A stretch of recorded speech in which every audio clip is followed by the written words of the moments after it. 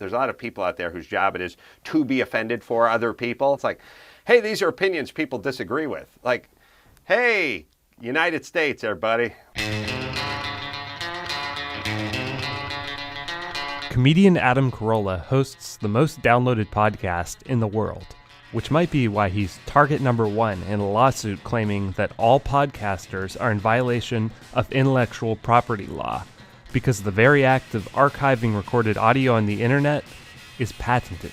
Companies who make most of their money from these sorts of lawsuits are often called patent trolls. And while most people fold up and settle with the trolls, Carolla is fighting back and says the future of podcasting is at stake. We met up with Carolla at his Glendale studio and warehouse to talk about his fight against the patent trolls, his new book, President Me, his personal politics, and his recent run-ins with various media outlets that he says have tried to ambush him. Adam, thank you very much for talking to us. Thanks for being here, Zach. Here at ReasonTV, we've covered the patent troll issue in the past, and usually what happens is people just settle with them because they have so much leverage. It's so expensive to even go to court. They're in some place in Texas, yet you have taken a stand and you are fighting back. Why are you fighting back against the patent trolls? Well, I'm a hero.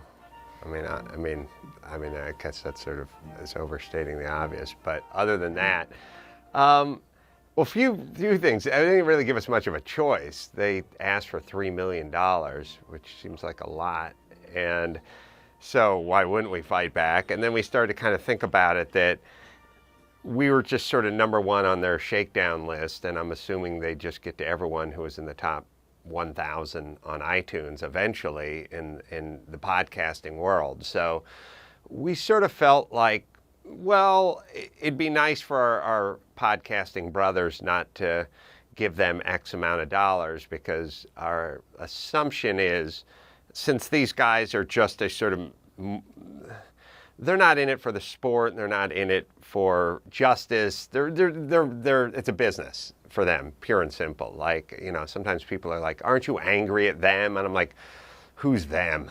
It's like, it's like being angry at the government for collecting taxes. Like that's what they do. That's what they do. They're a bunch of lawyers. They get together, they buy patents, they sue people, they make money. So I'm assuming that if we settled up with them, that they would just go after everybody who did a podcast and demand that they settle up with them as well.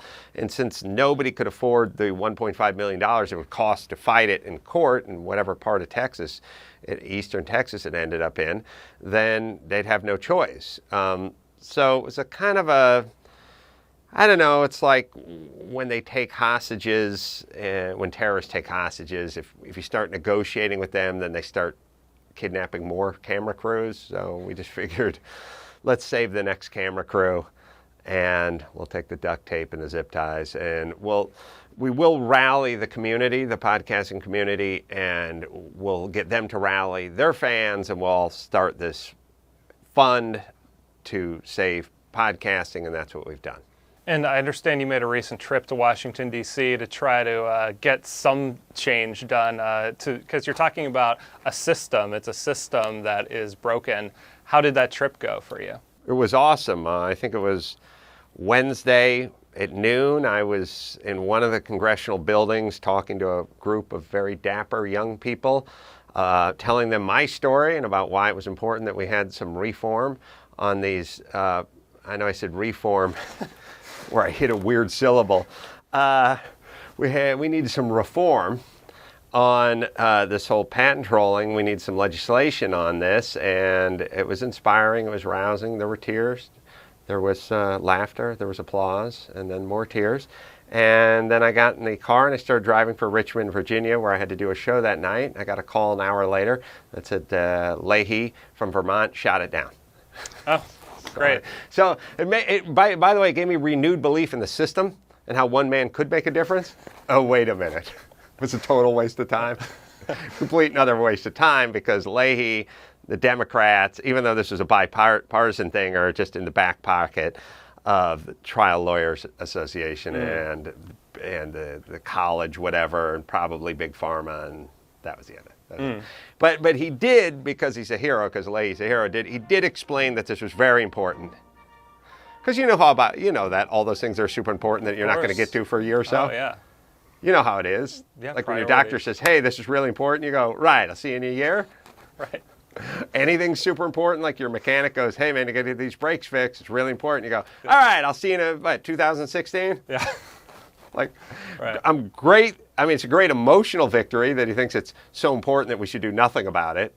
But at least he's a hero because he did explain how important it was. Yeah, it must feel good to talk about As how he's important crushing this bill, he's going, but don't worry. It will be back and I'll crush it again. Just give it another year. Last time we talked to you, we talked a little bit about fixing LA and what you would do, or what we could do once we got Villaraigosa out of there. And Villaraigosa's gone. Now you have a book out called President Me. You've been doing the Washington, D.C. circuit. So what would President Carolla administration look like? What are the priorities there? What's important to you? Well, first off, I was wrong about Villaraigosa. He will be missed. Oh, yeah. I mean, there's a void. Oh, no, wait a minute. No one cares. He's horrible. I can't believe he's going to run for governor. Yeah. Wow. What's his platform going to be? Like, hey, I fucked up L.A. Now let's see what I can do for California. Like, he drove L.A. into the ground. Now you're just going to drive all of California into the ocean? Like, based on your what? Yeah. Your what? L.A., for me, for a place that is where we're taxed at the rate. I mean, there can be no less bang for your buck than LA in terms of, like, normally, if you're going to get taxed at this rate, your garbage gets picked up or the cops show up when you call them and little things like that. Walk on the sidewalks, for instance. Yeah. Not tripping.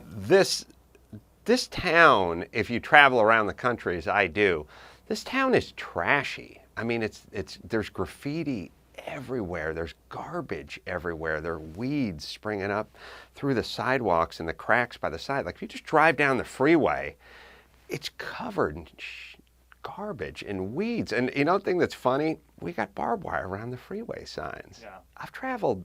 I don't think they have that in Beirut. I really don't. Like, I've been in the hubs of Detroit, and I've been south side of Philly. Like, I've been everywhere. I haven't seen razor wire around the freeway signs.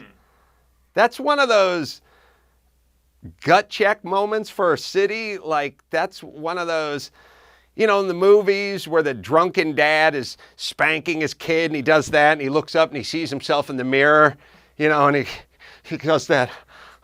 And he looks at the whiskey bottle and he starts hugging his kid and crying. Yeah. At some point when we're putting the razor wire up around the freeway signs, there's got to be a point where the citizens of Los Angeles look at the razor wire and go, what the fuck is going on? What are we doing here? Why hasn't that happened yet, do you think? Why hasn't there been an uprising against whatever's going on here? Well, 8 years of Villaraigosa is not going to help anything get done, right? Because he's just banging Telemundo reporters, so he's not in. I don't think he's in town, or if he is, he's partying with Charlie Sheen in Mexico. Like, he's not. He doesn't maybe not know about the freeway signs. I don't know. He probably doesn't travels by helicopter. He's a busy man. He's a busy man. Yeah, somebody's got to fail that bar. That bar is not going to fail itself. Yeah. Somebody's got to fail that bar. So Villaraigosa's picking up that. I don't know, but that's my platform. My platform is literally just stand on a platform under a freeway sign on the 101 and go, behold, we have razor wire around our signs. Yeah. And behold, I'm getting taxed at a 40% rate. So my feeling is one or the other. Sure. I either want to be taxed at 40% and have water lilies around the freeway sign, or I want to be taxed at 25%, and you can use all the barbed wire you want. You can make it look like Escape from L.A., which, by the way, they didn't think of that in Escape from L.A. They didn't have a good enough crystal ball on the apocalyptic future of L.A. to think, well, let's put barbed wire around the freeway signs. You take a certain level of flack from some fellow comedians and and the media for some of these criticisms of government or government officials that you level. But I mean, you have your own studio here. You have kind of your own empire. Has that liberated you in a way? And do you think there's going to be... Yes, leave. Now. All right, I'm sorry. All of you. Be off! Sorry. Yeah, is it liberating for you? And do you think there's other public figures or other celebrities who are going to discover this and there's going to be more people saying the kind of things you're saying? I don't know if they're going to say whatever it is I say or have been saying. I do know that comedians hate being censored and people that share their opinion hate being censored, and then they hate to have to do their fake apology, which they have to do. The reason they don't mean the apology is A, they're being forced to apologize by Viacom or the network or CBS or whatever, whoever owns them, who's getting pressure from some group, which is really just one guy sitting in his dad's office somewhere. But they don't want to apologize for jokes that they made because they were jokes or at least opinions. And I don't know why we look at this as progress, that people give their opinions and then they apologize and they give their opinions and apologize. And it's like, hey, these are opinions people disagree with. Like, hey, United States, everybody, we're just one big pile historically of opinions that people disagreed with, and that's fine. You get to disagree with those opinions, but you pressuring the person to make a fake apology over whatever it is he said that got your panties in a bunch, even though your panties weren't really in a bunch. There's a lot of people out there whose job it is to be offended for other people. Yeah. It's not really them. Yeah. They're offended for the fill-in-the-blank community, right. But they don't care themselves. Yeah, it's like a little cottage industry of complainers. There's this whole outrage industry, and I mean, you've actually recently called out a couple media outlets for, you've said, trying to kind of ambush you. You called out NPR, Salon.com. Why do you think they're doing this? Why do you think you're such a target for them? There's not a lot of people who disagree with them who are willing to even talk to them anymore because of the ambush nature of what they do now. They get, they're very conversational. They bring up stuff and then they print these sort of sensational headlines and they do it out of context. And it's sort of nothing in it for the person who's being interviewed by Salon.com anymore, because all they're going to do is try to make you look like a bigoted, sexist, xenophobic, whatever, in whatever article they're printing. So why even do it? I just do it because I don't care for the most part. But even for me, it used to be that I would do these interviews with these people. They would ask these semi-leading questions. They'd set you up. Who's funnier, men or women? And you just give your answer, men. And then they say, okay, now they're off and running. Now they're setting it up. Like when I did NPR in New York, they had a clip from my podcast of me and Joe Coy to roll into, now it's turning into like interventions, like, hey, listen to this, tell me what you think. That, by the way, 5 years ago, it didn't exist. Right. You could sit down with whoever you agreed with or whoever you disagreed with, but they didn't play you a tape, or if they played a bit or a recording, a snippet, a trailer, whatever, of you, it was a funny bit from his upcoming movie, a funny bit from his upcoming sitcom, or a snippet from the book. It wasn't gotcha. So I go into NPR, they play this gotcha moment with me and Joe Coy, except for they're not smart enough to do their research and realize that that's not me doing Joe Coy's voice. That's Joe Coy, who's an Asian American comedian. He's doing all the talking and making fun of the Asian American stereotype. I'm laughing. He's talking. They think it's me doing a Jackie Chan voice. They're doing the gotcha moment. I say, thanks a lot for the ambush, fellas, but you got the wrong guy, because that guy's not me, and he's Asian. When I told them the guy who was doing the voice was Asian, they were like, well, that helps. That helps. Like, they're still not done with their righteous indignation about something they don't give a shit about. Let's reframe this a little bit now. But at least I'm that much closer to the light. Yeah. They screwed up. By the way, I did this interview over 2 weeks ago. They've not aired it yet. Gee, what? The book came out 3 weeks ago. Why aren't you airing your interview with me where I call you out several times on your attempts to ambush me? Along these same lines, a lot of people try to classify you as right-wing or conservative. We're a libertarian outlet, so our ears kind of perk up when you talk about, cutting taxes or war on drugs or gay marriage. but you seem to kind of reject a lot of the labels. How do you define yourself politically? And when you talk about I don't, for me, it's mostly libertarian. It's just you bring up the topic, I'll give you the answer. Okay. And then once you get enough of those answers, you'll go, okay, here's what we have. It's a sort of, are you an alcoholic? And then you go, do you feel like you need a couple of cocktails to enjoy yourself in a social environment? Yes. Do you drink when you're happy? Yes. Do you drink when you're unhappy? Yes. Do you feel, blah, you check all those boxes, and then at the end, you got Dr. Drew going, So for me, I think if you said, would you like the lower taxes? Yes.